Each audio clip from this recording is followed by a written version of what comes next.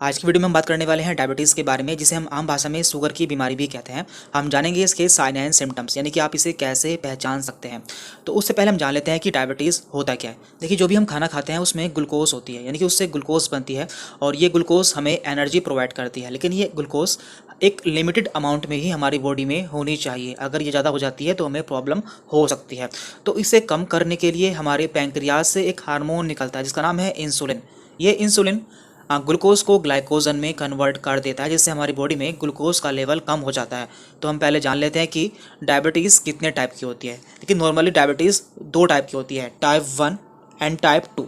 तो इसे थोड़ा और अच्छे से समझ लेते हैं। देखिए, यहाँ पे हमने 3 इमेज लगाई हुई है। पहली इमेज है हेल्थी ह्यूमन की, तो ये इनका पैंक्रियाज है जिससे इंसुलिन हार्मोन निकलता है। ये क्या करता है, ये ग्लूकोज को ग्लाइकोजन में कन्वर्ट करता है। इसके लिए हमारी सेल्स पर इंसुलिन रिसेप्टर पाए जाते हैं जहाँ पर ये काम करता है। अब हम बात कर लेते हैं टाइप 1 डायबिटीज़ की। इसमें क्या होता है, जो हमारी सेल्स होती हैं पैंक्रियाज की, उनसे इंसुलिन नहीं बनता है, यानी कि इंसुलिन का बनना ही बंद हो जाता है, जिससे हमारी बॉडी में ग्लूकोज का लेवल बढ़ता चला जाता है।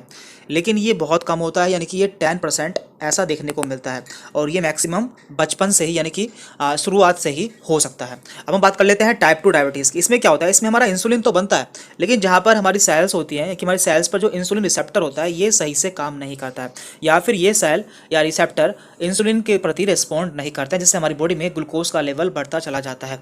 और ये सबसे ज़्यादा कॉमन है, यानी कि 90% जो लोग होते हैं उसमें इसी तरह की डायबिटीज़ पाई जाती है।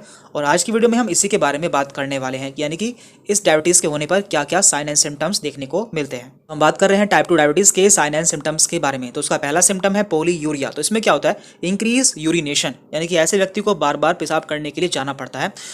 Urinating more often and increase urine volume. तो ऐसा क्यों होता है, क्योंकि इसमें यूरिन की वॉल्यूम बढ़ जाती है, यानी कि ऐसे व्यक्तियों का यूरिन ज़्यादा बढ़ने लगता है। And due to high level of glucose kidney are not able to reabsorb all glucose, so glucose enter into urine. और हमारी बॉडी में ग्लूकोज के लेवल बढ़ जाने के कारण हमारी किडनी सभी ग्लूकोज को रीअब्जॉर्ब नहीं कर पाती है, जिससे यह ग्लूकोज हमारे यूरिन में भी आ जाता है। यानी कि आपको अपने पेशाब में ग्लूकोज देखने को मिल सकता है। यदि आप इसका टेस्ट कराएंगे तो आपको उसमें ग्लूकोज देखने को मिल सकता है। डायबिटीज टाइप 2 का दूसरा सिम्टम है पोलीडिप्सिया। इसका मतलब होता है इंक्रीज ड्रिंकिंग, यानी कि ऐसे व्यक्ति को बहुत ज़्यादा प्यास लगती है और वो हर थोड़ी देर बाद पानी पीता है। तो ऐसा क्यों होता है, due to increase urine losses, क्योंकि उससे बहुत ज़्यादा पेशाब पास होता है, जिसके कारण उसकी प्यास भी काफ़ी ज़्यादा बढ़ जाती है और इससे बार बार प्यास लगती है।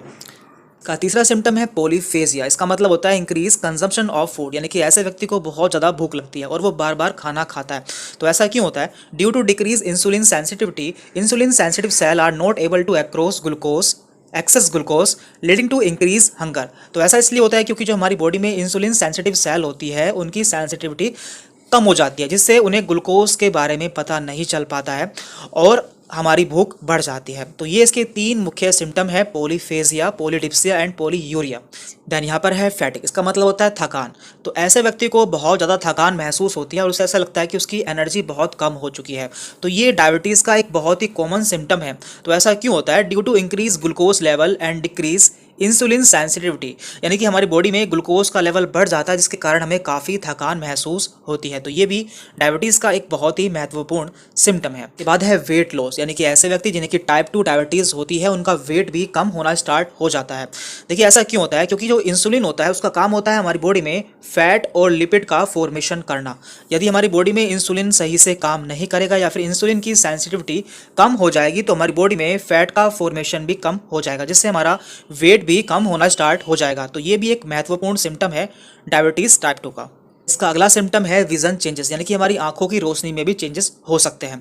Blurry vision can occur due to increase glucose level can cause osmosis and swelling of the lens of the eye. तो आप जानते हैं जब हमारी बॉडी में ग्लूकोज का लेवल बढ़ जाता है तो हमारी आंखों में भी ग्लूकोज का लेवल बढ़ जाता है, जिससे हमारी आंखों के लेंस में स्वेलिंग आ सकती है, जिससे हमें धुंधला दिखाई देना स्टार्ट हो सकता है। तो ये भी इसका एक बहुत ही इंपॉर्टेंट सिम्टम है। इसके अलावा यदि डायबिटीज़ काफ़ी दिनों तक रहती है, यानी कि काफ़ी लंबे समय तक रहती है, तो हमें डायबिटिक रेटिनोपैथी भी हो सकती है। इसमें क्या होता है, इसमें हमारे जो आंखों की जो रोशनी है वो भी चली जाती है। यानी किसी की यदि डायबिटीज़ कंट्रोल नहीं रहती है काफ़ी दिनों तक तो उसकी आंखों की रोशनी भी जा सकती है। इसके अलावा यदि किसी को लंबे समय तक डायबिटीज़ रहता है तो उसके बॉडी में इन्फेक्शन बढ़ जाता है, क्योंकि diabetes inhibit immune cell functioning, यानी कि डायबिटीज़ हमारी बॉडी में इम्यून सेल फंक्शनिंग को इनिबिट कर देती है और हमारी बॉडी की इम्यूनिटी को कम कर देती है, जिससे हमें रेस्पिरेटरी ट्रैक्ट इन्फेक्शन हो सकते हैं। इसके अलावा फंगल एंड ईस्ट इन्फेक्शन हो सकते हैं, जिसमें कि माउथ इन्फेक्शन बहुत ही कॉमन है। और इसमें बहुत ही कॉमन है कैंडिडा एल्बिकेंस। तो ये जब हमारी बॉडी में ग्लूकोज का लेवल बढ़ जाता है तो ये वाला फंगस काफ़ी ज़्यादा बढ़ने लगता है। इसके अलावा इसका एक बहुत ही कॉमन सिम्टम है पैरास्थेसिस। इसमें क्या होता है, इसमें हमारे हाथ पैरों में काफ़ी नमनेस महसूस होती है, यानी कि झंझनाहट सी महसूस होती है। तो ऐसा क्यों होता है? ड्यू टू पेरिफेरल न्यूरोपैथी, यानी कि हमारे हाथ पैरों में ब्लड नहीं पहुंच पाता है, क्योंकि ग्लूकोज बढ़ जाने से हमारा ब्लड जो होता है वो गाढ़ा हो जाता है, जिससे हमारे हाथ पैरों में नहीं पहुंच पाता है और वहाँ पर हमें नमनेस महसूस होती है। इसे हम कहते हैं डायबिटिक न्यूरोपैथी। अगला सिम्टम है डिलेड वुंड हीलिंग, यानी कि ऐसे व्यक्ति जिन्हें डायबिटीज़ होती है उनके चोट लग जाने पर या कोई घाव लग जाने पर वो जल्दी से हील नहीं होता है या फिर जल्दी से नहीं भरता है। तो ऐसा क्यों होता है? Due to poor circulation that में develop during diabetes disease progression. तो ऐसा इसलिए होता है क्योंकि ग्लूकोज का लेवल बढ़ जाने से हमारा जो ब्लड सर्कुलेशन होता है वो काफ़ी कम हो जाता है, जिससे हमारी चोट या फिर घाव जल्दी से नहीं भर पाता है और हमारी ब्लीडिंग भी काफ़ी देर तक होती रहती है। और देखिए, यदि किसी को लंबे समय तक डायबिटीज़ रहती है या फिर उसकी बहुत लंबे समय से शुगर कंट्रोल नहीं रहती है तो उसे ये सिम्टम देखने को मिल सकते हैं। तो इसमें पहला है डायबिटिक रेटिनोपैथी। इसमें क्या होता है, इसमें हमारी आंखें खराब हो जाती हैं, जैसे कि vision loss, blindness, cataract and glaucoma, ये सभी आपको देखने को मिल सकते हैं। दूसरा है इसमें diabetic nephropathy. Nephro means kidney. इसमें हमारी किडनी डैमेज होना स्टार्ट हो जाती है और हमें कोई सीवियर किडनी डिसीज हो सकती है। और तीसरा सिम्टम है इसका diabetic neuropathy. Neuro means neuron, यानी कि हमारा ब्रेन। तो हमारे ब्रेन में भी डैमेज होना स्टार्ट हो जाता है, जिससे हमें हमारे हाथ पैरों में नमनेस फीलिंग होना स्टार्ट हो जाती है। तो ये सभी जब डायबिटीज़ लंबे समय तक रहती है तो हमें ये देखने को मिल सकते हैं। अब हम टाइप 2 डायबिटीज़ के रिस्क फैक्टर भी देख लेते हैं, यानी कि किसी किसी डायबिटीज़ होने के ज़्यादा चांसेस रहते हैं। तो पहला है यहाँ पर फैमिली हिस्ट्री ऑफ डायबिटीज़, यानी कि ऐसे व्यक्ति जिनके परिवार में किसी को डायबिटीज़ था तो उन्हें डायबिटीज़ होने के काफ़ी ज़्यादा चांसेस रहते हैं। तो इसका पहला रिस्क फैक्टर है। Number 2, have a BMI greater than 23, यानी कि ऐसे व्यक्ति जिनका वेट ज़्यादा होता है या फिर जिनका BMI 23 से ज़्यादा होता है उन्हें डायबिटीज़ होने के चांसेस ज़्यादा होते हैं। इसके अलावा लीड एंड इनएक्टिव लाइफस्टाइल, यानी कि ऐसे व्यक्ति जो कि बहुत कम काम करते हैं तो उन्हें भी डायबिटीज़ होने के चांसेस बहुत ज़्यादा होते हैं। हैव हाई ब्लड प्रेशर, यदि आपका ब्लड प्रेशर लंबे समय तक बढ़ा हुआ रहता है तो भी आपको डायबिटीज़ होने के चांसेस रहते हैं।